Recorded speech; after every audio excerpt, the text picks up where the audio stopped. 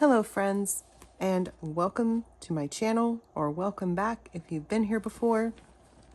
Today I'm going to be working up a pattern that I wrote quite some time ago, and when I write patterns, what I like to do is just let them sit for a while so that I forget about them, and then I come back and I work them to see if they're easy to read, if they're intuitive, if they make sense, if they, have any errors or anything.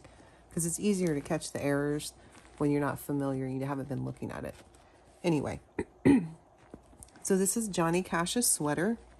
Johnny Cash will be making an appearance in the video because he's a very nosy creature who loves to get in the business. So if you see his little fluffy butt, then that's who the sweater is going to be for, Mr. Johnny Cash. So the sweater is shorter in the front up here because he is a male dog, and it's longer here in the back to cover kind of a little bit of his bottom area, but I didn't make it too long. I wanted it just like a little t-shirt, I guess. And it does have an option for a leash opening or no leash opening. And for this one, I'm not going to be making the leash opening because he's never on a leash. So there's no point in it. And I already have a few sweaters with a leash opening. And if we ever do get to a situation where we're out and I need to put him on a leash when we're walking, then I'll use those sweaters. So let's look at the materials. So for the materials, we're going to need 6mm circular needles or DPNs, 5mm circular needles or DPNs, and then 100% wool worsted weight yarn, and 2 stitch markers. So I've got my 5mm circular needles here, which is what we're going to start with.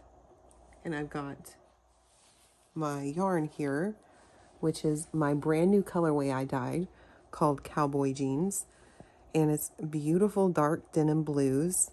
My nails are dyed pretty much to the same colors. Dark denim blues, and then some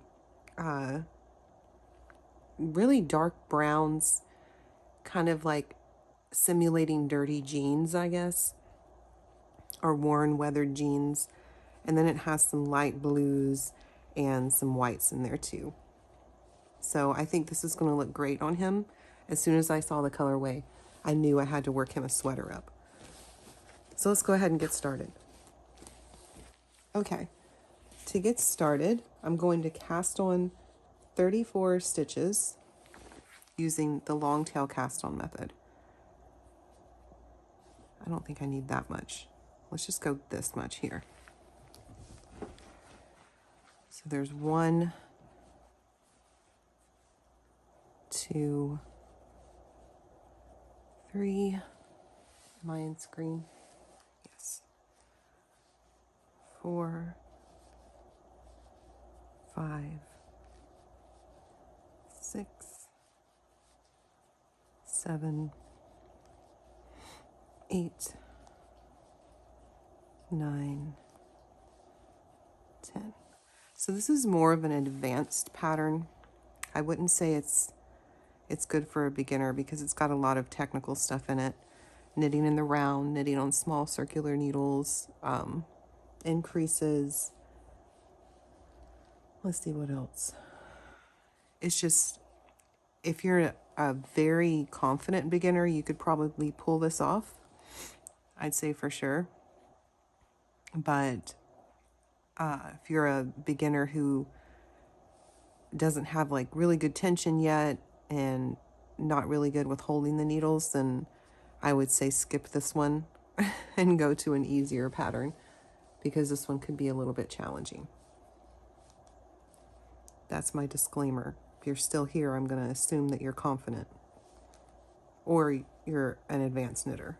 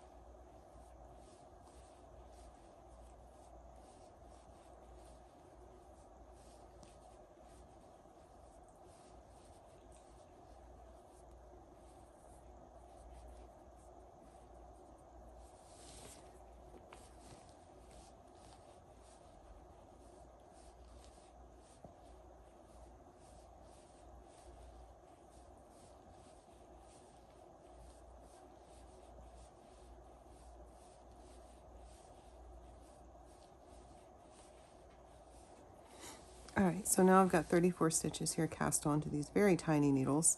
And what I like to do is just cast on one more stitch because we're going to join in the round, and it's helpful the way that I join in the round to have that extra stitch. All right, so let me go ahead and get my stitch markers ready here because this is going to get fiddly if I am not prepared.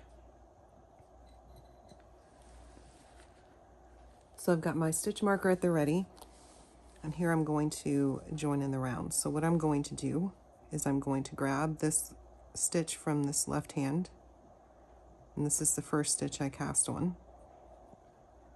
I'm going to pull it over, and then let me drop that. And then I'm going to grab this last stitch that I cast on, that extra one, if I can get a hold of it. These needles are so fiddly because they're so small. And then I'm going to pull it over and then just drop it right in the middle of it. So it's working as kind of like a connector. So if I pull, you'll see it'll cinch it right up. So now that working yarn is cinching it to where it's practically invisible now that we've joined. So I'm going to go ahead and drop my beginning of round marker there. And now we're going to start one by one ribbing. So I'm going to knit my one by one ribbing through the back loop. I love doing that. I think it gives a very clean finish. So I'm going to go knit one, purl, knit, purl. Now don't worry if the cast on here is a little bit tight if you're working on these tiny needles like I am. Once we get this first row knit, once we get it worked, it'll be looser. And if you notice that I'm in a different spot in my house today, you would be correct. Usually I sit at my desk and film my videos, but I had such a long day at work today, and this weekend I worked pretty much all weekend at my full-time job, and I just couldn't bear sitting at that desk another second. So I decided to come in here into my bedroom, where this is just kind of like my sacred space, my little rest and recharge space. So I decided to come sit in here and do some knitting because I really didn't get that much of it in this weekend.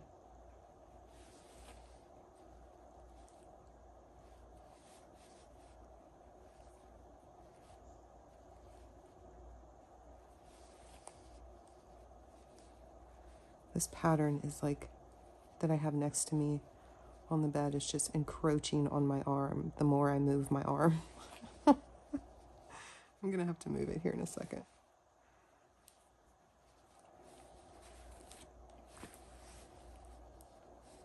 Okay, that's much more comfortable. All right, you see how that's loosened up quite a bit, so I'm not struggling anymore to get the stitches all spread out now that I have some of it worked up.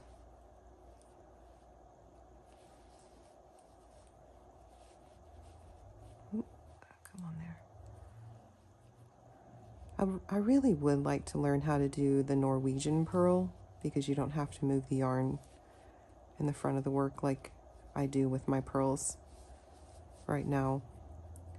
But I have tried so many times, and I've been knitting for years. I'm talking like over a decade I've been knitting. And so doing a purl that way is just ingrained into my muscles and my brain. So when trying to do the Norwegian purl, I can't get the rhythm down, which is so unfortunate because it looks so cool and so quick.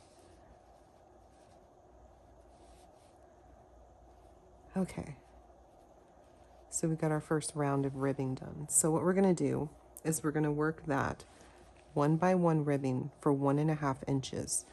And I'm going to go ahead and do that off camera and then meet you back here when I'm done.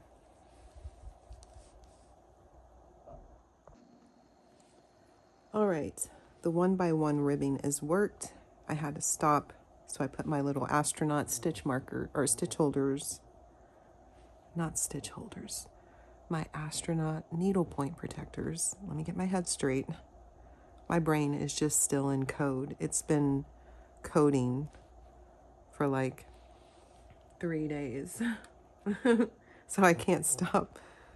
Oh my goodness. Anyways, the life of a software engineer, right? Okay. So now we've got 1.5 inches of this beautiful little 1x1 rib. Now we're going to switch to the larger needles. Now I might be making a grave mistake here in putting them on these massive bad boys, but I'm going to try. So I'm actually going to leave my astronaut, one of my astronauts here. We'll leave Leonard on there. Sheldon can stay off over here to the side and watch. So Leonard's on there, holding things steady on that needle.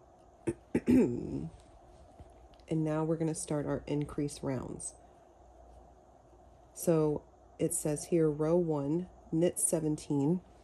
So let's go ahead and do that. Leonard's going to be all up in the business.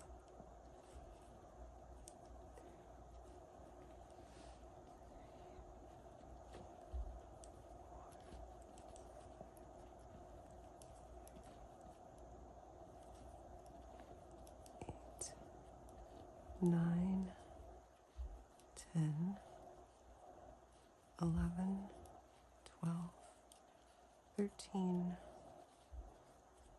14, 15, 16, and 17. So now we've got 17 here. So let me get things organized. Now we're going to place another marker. Bloop. Hold on a second. All right, our marker is placed. Now we're going to knit to the end. It's like I wrote this, but I have no recollection. It's been so long since I wrote this, which is good because it's what I wanted. I wanted to completely erase it from my memory.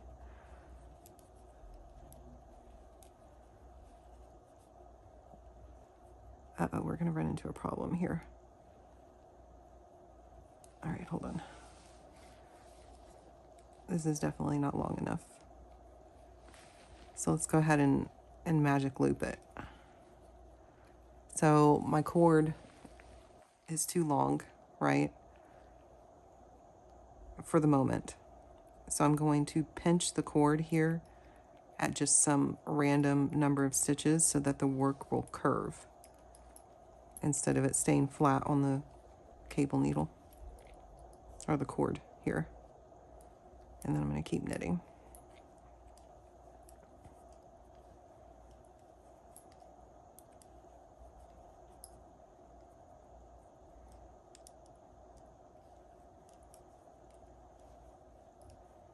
All right, super important when you get to the end, if you're doing things like I'm doing, which is probably the silliest way you can do this, but it's just I don't want to deal with changing things later.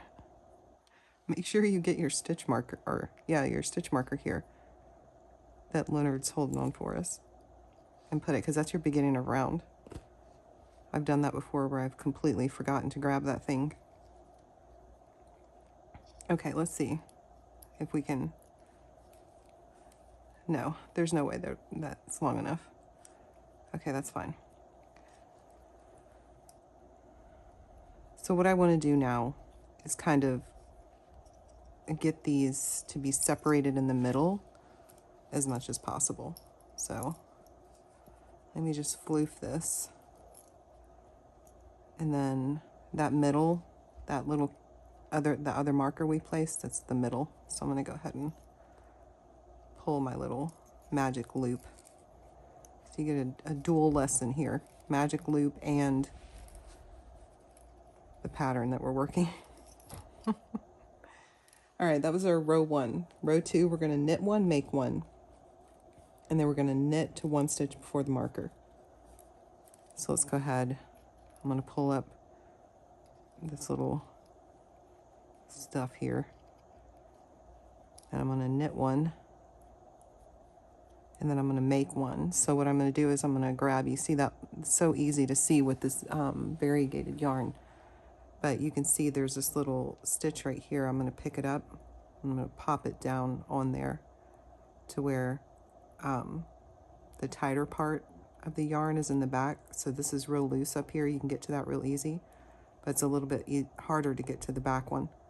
And that's where I want to get to. I want to work into the back here. So what I'm going to do to make it easier to get into that is I'm just going to slide under here, and then I'm going to kind of do a little switchy poo and pull this needle up here. So now I'm back here, right? And I didn't have to do anything fancy to get back there. All right, knit that. And now let's knit one stitch before the marker, which is floating in the middle of this cord that's pulled out. And I've got my finger here to hold it to where I don't pull it too much, but that's just how I do it with this here, because I don't want to use different needles. I don't want to use DPNs. I try to avoid DPNs as much as possible, even if I have to do like finger acrobatics in order to get the project started. All right, so we're technically one stitch before the marker. We're going to do the make left, or the make one again. So I'm just going to go down here and grab this yarn that's running between, pop it on there, do my little switcheroo to where my needle's in the back, and then knit, and then knit. All right. Aw, I dropped the marker.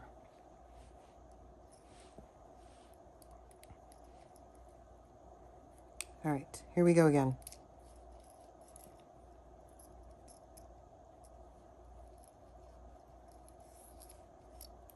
Get my little finger there.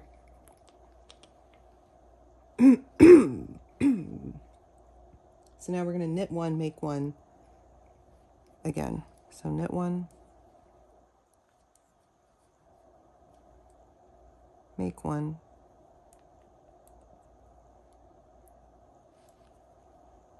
and then we're going to knit to one stitch before the marker.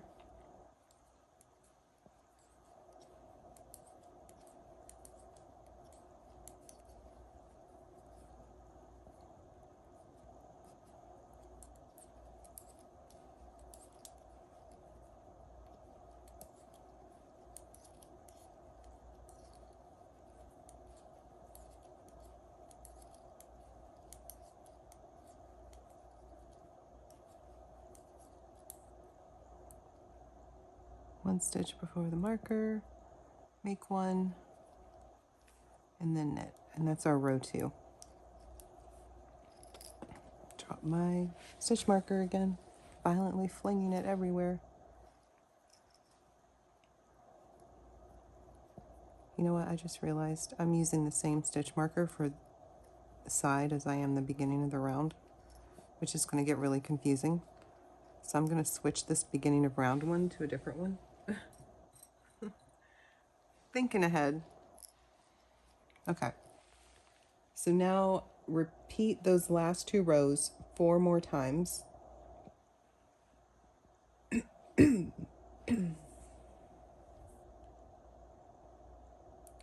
let's see. Okay, yeah.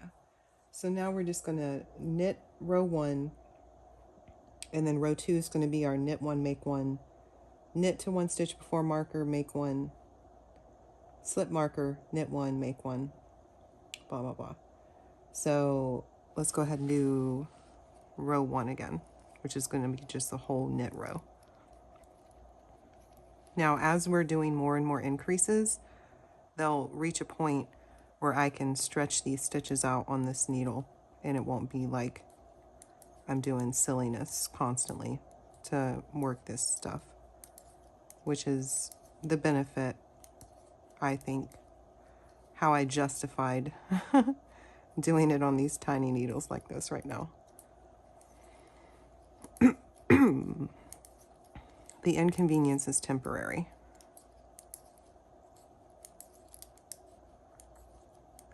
let's see if I can do this without launching my stitch marker like clear across the bed.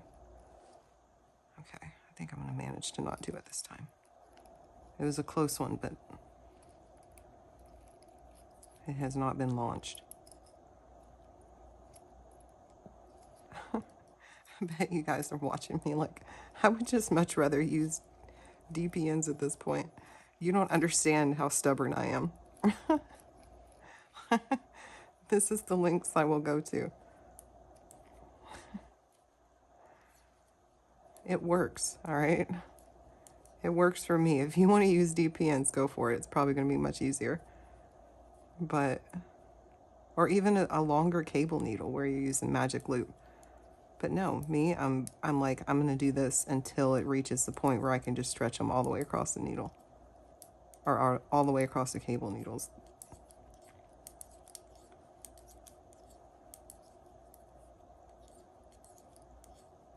It's just the kind of person I am, I guess. Okay. There's our row 1. So it's all knits. I'm trying desperately not to launch that stitch marker. Okay. Now we're going to do our increase row here.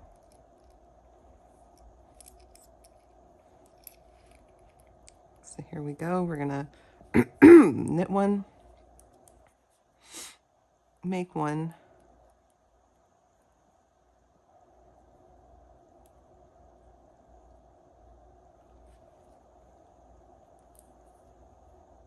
and then knit to 1 stitch before the marker.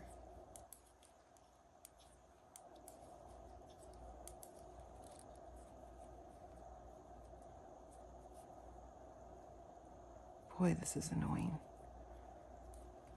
Kind of second guessing my dedication to my stubbornness here.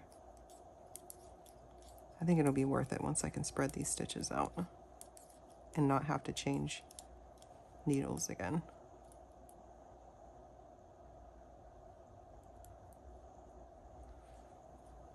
All right, 1 stitch before, we're going to make one and then knit that 1 stitch. Uh-oh. I closed the gap. Let's see if we're at the point where we can stretch these out.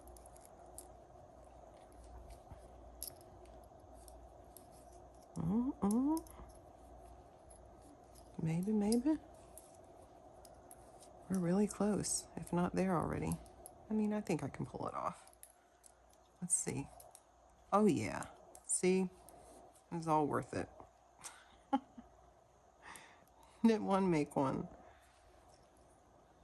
And now let's knit to 1 stitch before the end. And it's just going to get easier and easier from here.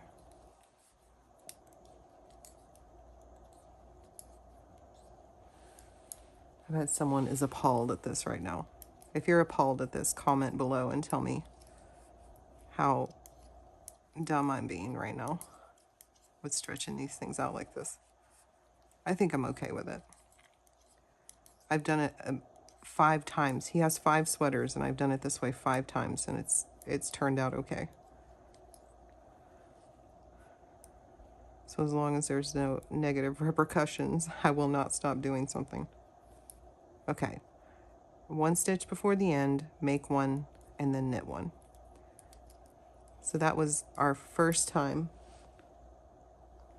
So now we need 3 more times of doing row 1 and row 2. So I'm going to do that off camera, and then I'll come back when I'm done with row 1 and 2. And if you want to follow along with the pattern, I will have it linked below in the description. So check that out. All right, see you in a minute. All right, so now I've got my increase rows finished. Looking good. And the stitches are all spread out perfectly on the needles, so I'm no longer doing ridiculous things. So now the pattern states choose either the leg openings with or without the leash opening, so I'm going to be doing it without the leash opening. So we're going to work row 1, which says to knit 4. So I'm going to knit 4, 1, 2, 3, and 4.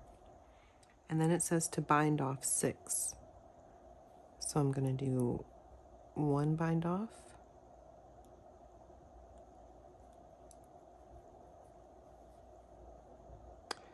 you know what, I always get confused here because I think what I need to do is this, because I want 4 stitches right there. So bind off 1, 2, 3, 4, 5, and then 6. All right, so we bound off 6. We're going to knit 7. 1, 2, 3, 4, 5, 6, 7. So let's double check here real quick, because I should be able to bind off 6 and then have 3 left over here. 1, 2, 3, 4, 5, 6, and then knit 3. Okay, I think I did it right. So bind off 6, 1. Here, there's 1, 2, 3, 4, 5, and 6.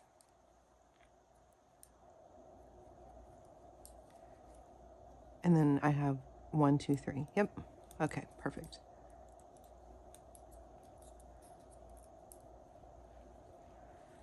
All right, so we have the little leg openings here.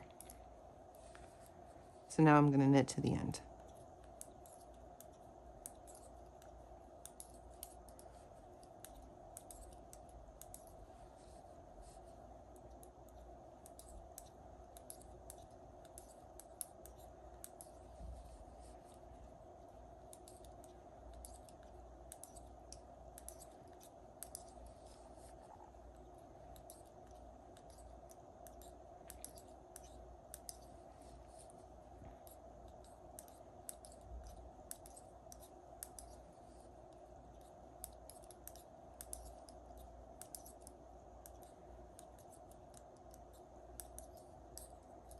All right, so there's the end, row 2, knit 4. 1, 2, 3, 4, and then we're going to cast on 6. So I'm going to do a backward loop cast on. So basically, just do that.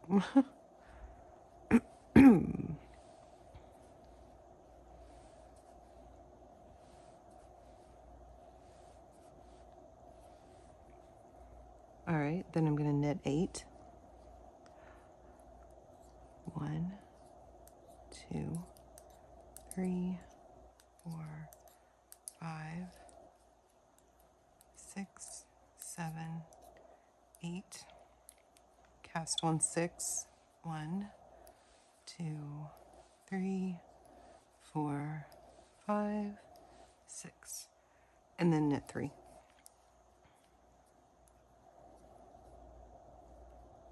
1, 2, 3, and then we're going to knit to the end.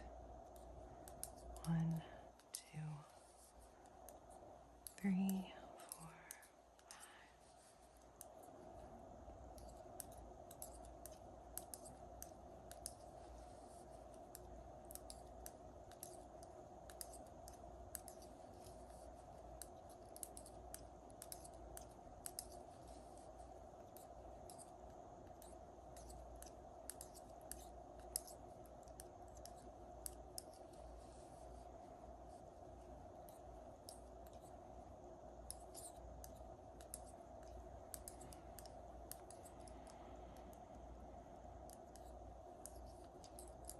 All right, we're at the end. So now we've got our little leg openings here, so you can see. So the next set of instructions tells us to knit for 2.5 inches, stopping at side marker to begin working the back. So we're going to work 2.5 inches from this little cast on leg openings. And this should work up really quickly. I've only been working this for about 45 minutes and I'm already almost done with it. So this is a very quick working project. Uses a very minimal amount of yarn. So if you have a dog or a cat that is around 5 pounds, I think this will fit perfectly for them. He's around 4.5 pounds. So I think 5 pounds would probably be the max that would fit in this sweater. But you can always adjust it too for your dog sizes. How you do that, I don't know. I haven't tried to grade this yet. I may or may not try to grade it. I'm not the greatest at grading. So, okay, enough rambling. Knit for 2.5 inches, and then I'll come back and meet you when we have 2.5 inches done. All right, fun fact. I am watching a YouTube video while I'm doing this on space and time, and it's explaining like general relativity, Newtonian physics, and all that. And tell me why I sat here and was just working this pattern without even remembering. I was so engrossed in the video that I totally forgot to stop after 2.5 inches. And I had to tick all the way back because I had a bunch of the backside done. So here we are. I've ticked back and I've worked my 2.5 inches here. So looking good. Now, what I've done is I've knit up to the beginning of the round. So now what I'm going to do is turn, and now I'm just going to start working these back stitches. That's all I'm going to work. So I'm going to purl the first row up into the marker. Let me get in frame. All right. Purl to the marker.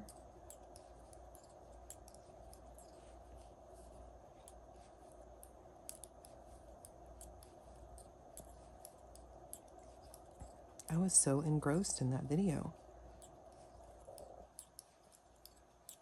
I was just going along.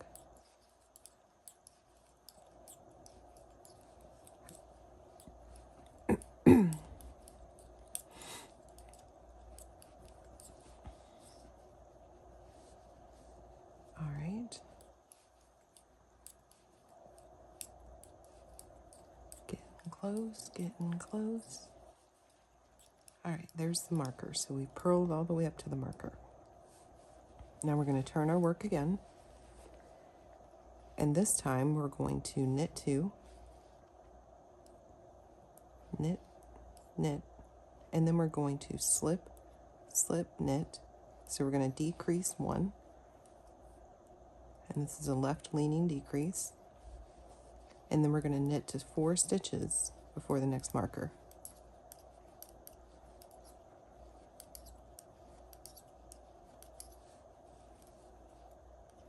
Now that I have you trapped here, I'll tell you an interesting thing I learned while I was watching that video. The James Webb Space Telescope recently took photos of galaxies that are older than what they think the universe is. So it means that either we're wrong about estimating how old the universe is, or the data's wrong. All right, back to knitting. Hold on. So now 1, 2, 3, 4 stitches before the end. We're going to knit 2 together, and then we're going to knit 2. Now we're at the end of the work again, here at the marker. So let's go ahead and turn. And we're going to work row 1 again. So we're going to purl all the way back to the marker.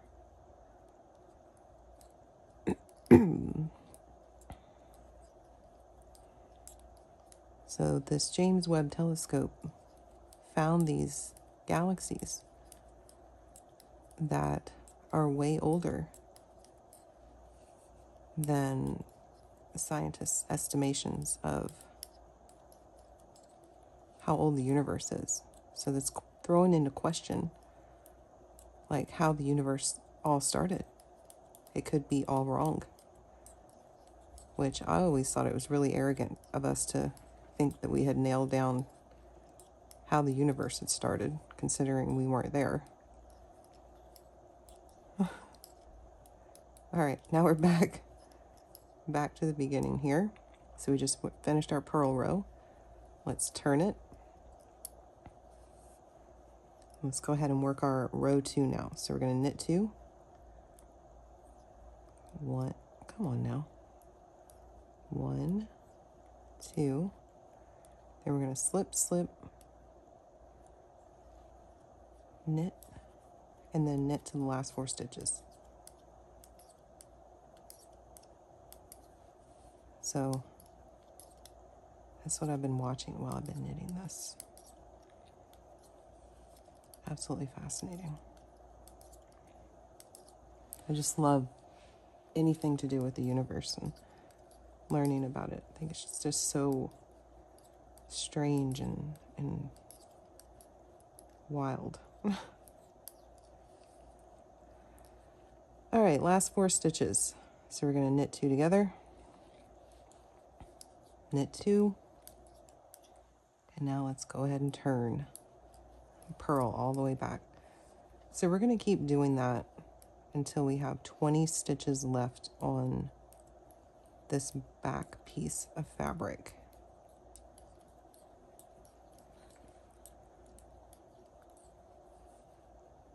My little sleepy man.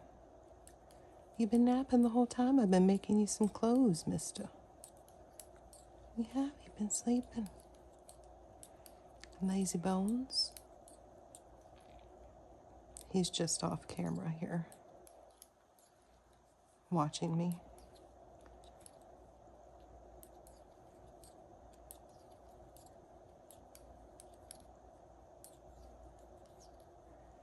He loves napping while I'm knitting. All right, so I'm gonna do the rest of this off camera. Keep working my decrease rows and my knit or my purl rows. And then when I have 20 stitches left, I'll meet you back here. All right, bye. All right, so now the back is complete and I've just finished a row 2 and I have 20 stitches here. I actually ended up with 19. I'm not sure how. I'm not gonna try to figure it out. I'm sure I'll be okay. But you should have 20. So 20 stitches here. Now the next thing we're gonna do is we're going to switch to smaller needles. So we're gonna go back to our 5mm. So I'm just gonna unscrew this. And this is where having interchangeable knitting needles really comes in handy. Handy dandy. Now, do as I say, not as I do. I'm using 4.5mm because I do not want to get up and go get my 5mm. They're in the bottom of my purse. Why are they in the bottom of my purse? Because that's the life of a knitter, right? Like, you just have needles everywhere. I'm sure I have some in the fridge too. I just haven't looked recently. All right, so now we're at the smaller needles. So I'm going to pick up stitches along the decrease edges and that lead to the front piece. So I have 1 extra stitch I need to pick up because I messed up somewhere. So I'm going to, oh, Johnny, what are you doing? Buddy, can you see him? You're giving them the ham and cheese, buddy, and I don't think they want it. They don't want the ham and cheese, mister. You're a sleepy boy. I know you want to cuddle. I know we're usually cuddling about now. I understand. Okay. So what we want to do is we want to pick up an even number of stitches. So let me take a look here. You are going to fall, buddy, off the side of the bed. Is this where you want to sit? Okay. Let's see if we can make it work. So we've got 1, 2, 3, 4, 5, 6, 7, 8. So we look like we can pick up 8 stitches here. I think I'm okay with that. So let's go ahead and pick up 8 stitches. So I'm just going to pick them up. I'm not going to knit them as I pick them up.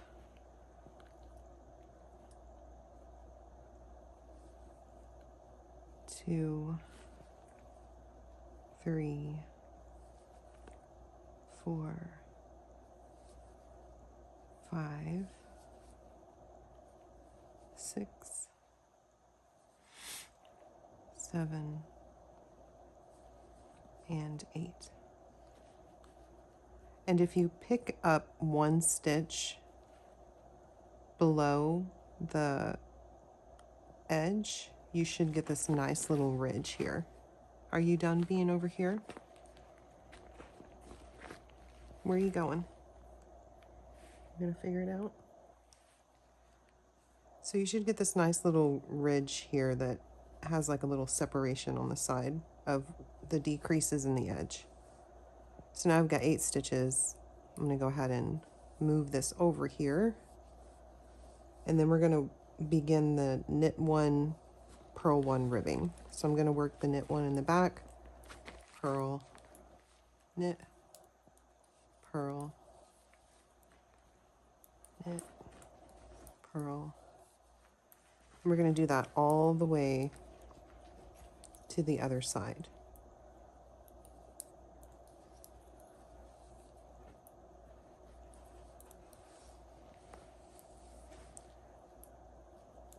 Just trying to see if I was still in frame. There was a lot happening with Mr. Cash coming over here and making his appearance. He had a little nap while I was working the body portion. And he had the energy when he woke up. Now he's over there chewing on his little chew sticky. All right, now we're at this edge again. So we're going to pick up 8 stitches on this side as well. So I'm going to go in here to this first row, and there's 1, 2, 3, 4, 4, 5, 6, 7, and 8. All right, so this is going to get confusing here for a second. So we just picked up 8 stitches. 1, 2, 3, 4, 5, 6, 7, 8. And the last thing that we worked was a knit through the back loop. So this is going to be purl, knit, purl, knit, purl, knit, purl, knit. So we need to do a purl stitch here. So we're going to go purl, knit through the back loop. So we're just making sure that that ribbing is going to be continued through here.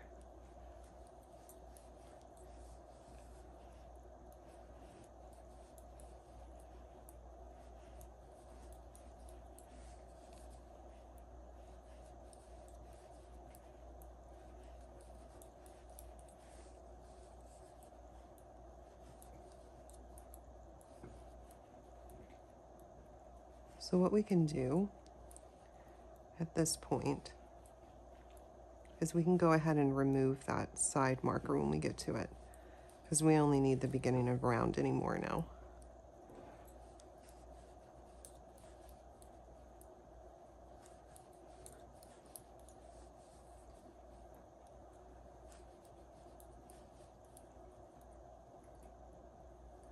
Well, now how did I mess that up?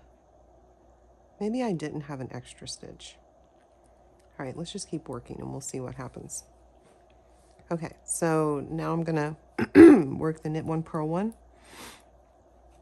all the way around.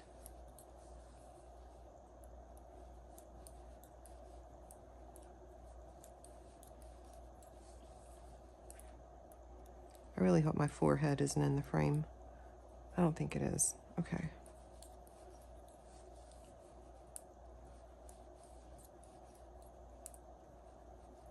So I'm really anxious to see where I messed up because I should have ended on a purl, but I ended on a knit.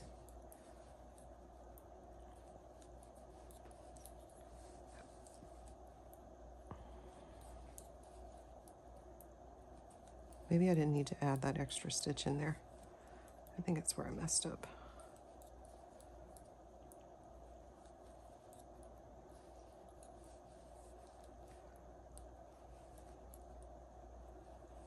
Knit, purl, knit, purl, knit. Now I've come to the side marker, so I'm just going to take that off and put it back in my marker plate.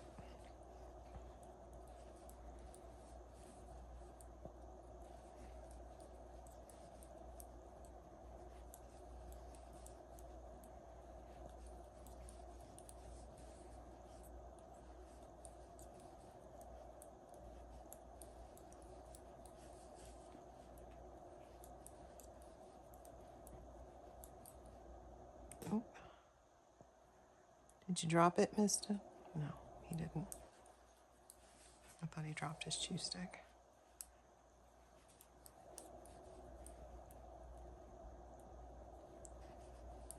Knit, purl, knit, purl.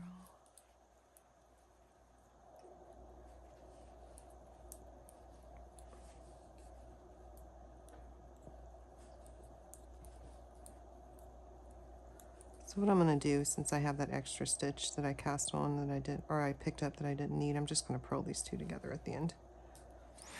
And that's a great thing that I've learned recently about knitting. I used to be so afraid of making mistakes, but then I realized that most mistakes are barely imperceptible and can be covered up or fixed almost to where they don't look like they ever existed. So if someone were looking at this sweater, they would never know that I accidentally picked up one more stitch than I needed because I miscounted my stitches. So I'm like, my goodness, having overcome that crippling fear of making a mistake has allowed me to start designing my own patterns. So now I have the confidence to be like, okay, well, if I'm designing something and it's not, you know, turning out the way I want it to, I can just adjust it right there on the fly. And I do that with other patterns as well from other designers. If I'm knitting something and I make a mistake, I rarely ever frog back. Rarely. There's certain instances in which I will frog back, like if it's just blatantly wrong, like that sleeve of my cardigan that I was working on. There's no way I could have not frogged that back. I had to frog that back. But if it's an extra stitch here or an extra misstitch or something that simple, I never frog anymore. I used to be so perfectionist about it to where I would have, you know, all this work done and I would make one mistake and I would rip the whole project out and be like, well, I got to start over again. And that made knitting so unenjoyable for me. Anyway, that was a rant, wasn't it? My goodness. All right, so for this ribbing, what we're doing now is we're working the ribbing that goes around the back and around the belly. So we're going to do that until the ribbing measures 1.5 inches, exactly like the ribbing here on our collar.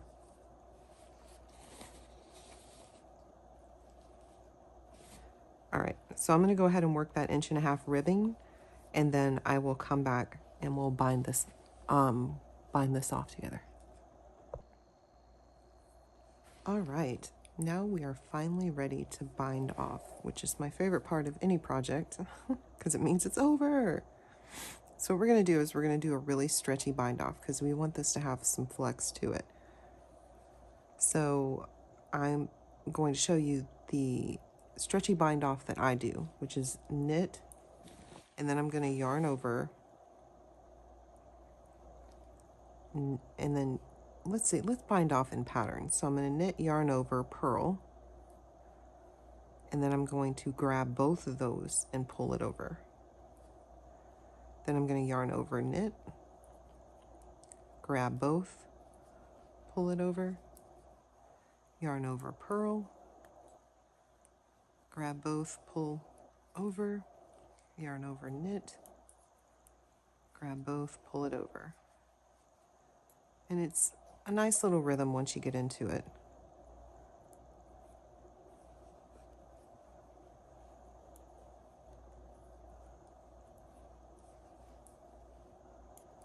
Oh, forgot to yarn over. Purl, knit,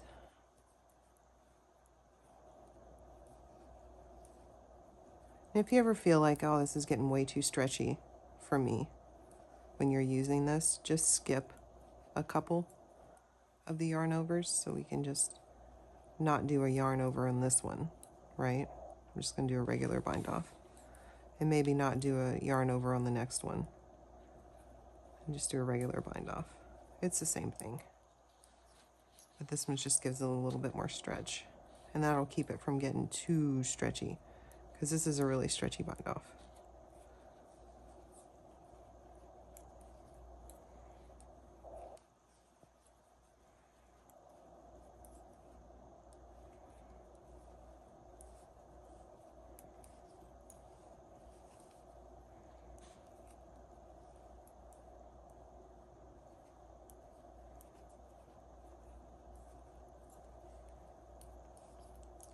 Recently, I've been watching Outlander at night while I'm knitting.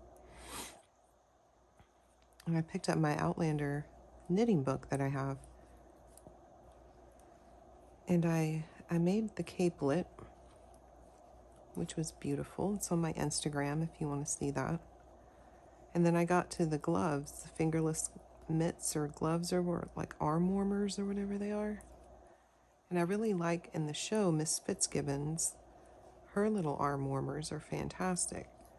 But these ones in the book, because they're patterns inspired by, not like accurate representations of the patterns found in the show, because they were inspired by, they were a fingering weight, which took forever to knit. And not only that, they were knit, or they were designed in such a way where they are very loose. So they're supposed to have like a really drapey, romantic look to them, but they're just so uncomfortable to wear. And I spent so much time working on them because of the fingering weight. Uh-oh. So I think what I'm going to do is, I'm in a bit of trouble here. Hold on. Let's get that back over here. Okay. So I think what I'm going to do is take the rest of this yarn here, because I still have a substantial amount of this worsted weight yarn left. And I'm going to try to make the exact mitts that Miss Fitzgibbons wears in, I think it's season 1, episode 2, when she meets Claire. When Claire first gets to, I think it's Castle Leoch. I think that's what it is. I think I'm going to give that a go. I think I might record it too. Just the whole design process from start to finish to see if I can do it. If you'd be interested in that, comment below and let me know. And I'll definitely take that into account.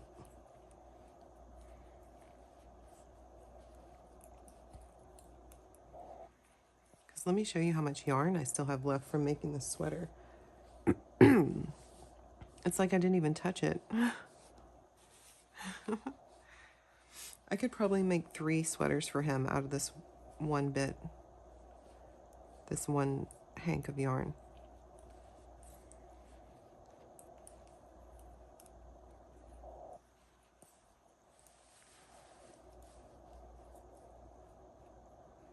I wouldn't do that though. Maybe I'll just make 1 sweater and then some matching arm warmers for me. I think that'd be a good thing. We'll be matching cutie patooties. Anytime I go to the post office to drop off orders, I take him with me, and all the girls up there just love him. Absolutely love him. Like the whole post office turns into like a high-pitched squealy fit. And it's the cutest little thing. He loves the attention so much. And he gets so excited when we put, like when I put his little sweaters on, because they make such a fuss over him when he has his sweaters on. He gets so excited putting them on.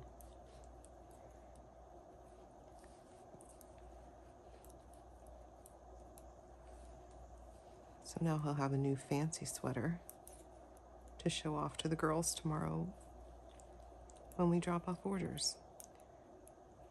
If the big storms don't keep us in the house. We'll see what happens.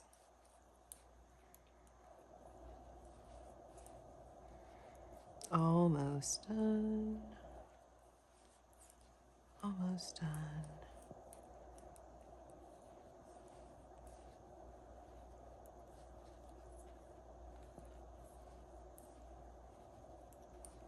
Look at that. Okay, perfect. Let me pull up a bit here. Let me go ahead and trim it.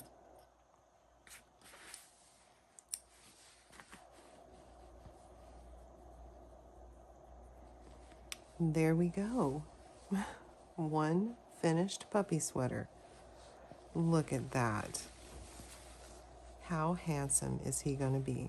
You can't really see the colors. I can't even see the colors well because of the poor lighting in the bedroom. But I'll get some good pictures tomorrow and post them alongside the ending of this video here. So the next thing you see should probably be Johnny's fancy little sweater he's wearing. So from here on out, you can choose to add some ribbing around the armholes as well. I don't do that because I don't like ribbing around the armholes. It's really fiddly trying to get a dog's paws and claws through knitted fabric. So I find that if there's too much happening in these areas, it makes it so much harder to get the sweater on. Like you have to stick your fingers in there and find their legs and pull it. No. Whenever I put his sweater on, I just hold the head open. He sticks his head in because he's so excited to wear it. And then I pull it down, and then he already knows like my legs need to go here. So he just pops his little legs up like this and then goes like this, and they come straight out. Like I don't even have to do much of anything to get him in the sweater. And if there was ribbing on this, then it would be a fuss. So go ahead and weave your ends in, and then put it on your cat or dog and show them off. Thank you so much for doing this little knit along with me. I'm super excited you have joined me. I hope I didn't bore you too much with my rambling. If you liked this video, if you made something beautiful with it, then don't forget to give me a like and a subscribe. It really helps my channel. It helps my videos get in front of people who might enjoy them. And it also encourages me to continue creating content when I get a like or a subscribe, because it lets me know that you guys are enjoying the videos. So that inspires me to create even more patterns and even more videos. So until next time, until the next project, See you later. Bye.